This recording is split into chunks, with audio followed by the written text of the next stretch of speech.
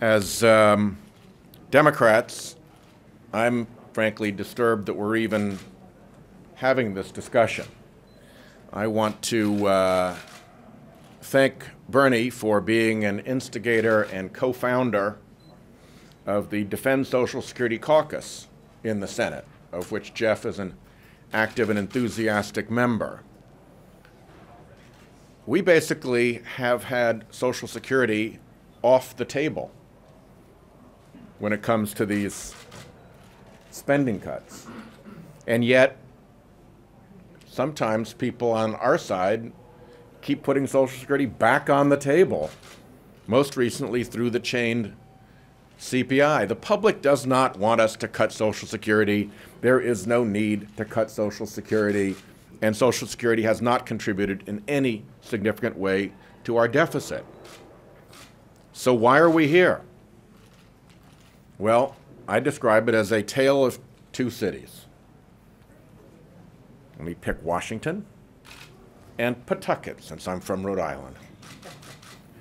In Washington, there's a bubble, as we know, and there's a lot of received wisdom and perceived wisdom.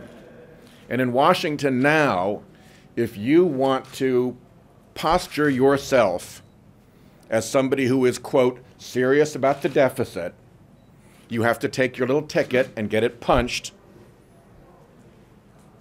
with chain CPI to show that you're serious about the entitlements. And for that reason, the discussion in Washington keeps drifting back to this. That's the tale of the city of Washington. The tale of the city of Pawtucket is very different. Go to Kennedy Manor in Pawtucket and take a look at the seniors who are living there, who get, on average, about $13,000 a year. Twice in the last 5 years, they've had no COLA at all. In those years, their living expenses actually did go up. The things that they actually spend money on, fuel for transportation and for their homes, food to live on, the pharmaceuticals that keep them healthy, those are the dominant expenditures, and they all went up.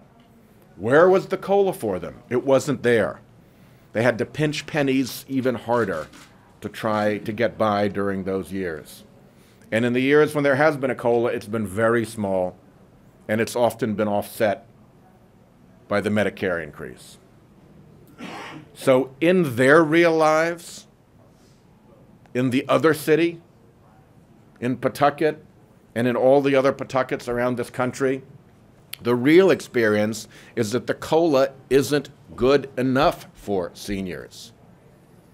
It has BlackBerries and flat-screen TVs and iPads and laptops and all those things built into its calculation. And at Kennedy Manor in Pawtucket, there aren't a lot of seniors who are buying flat screens and laptops and iPads and BlackBerries.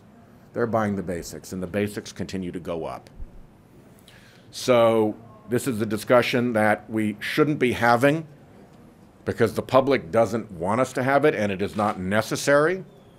It is based on a premise that is wrong, and it will lead us to a very bad policy result for seniors all around the country. So I am very grateful to Bernie and to Jeff for standing up against that perceived wisdom in the Washington bubble and fighting back to say, no, this is actually a mistake and wrong.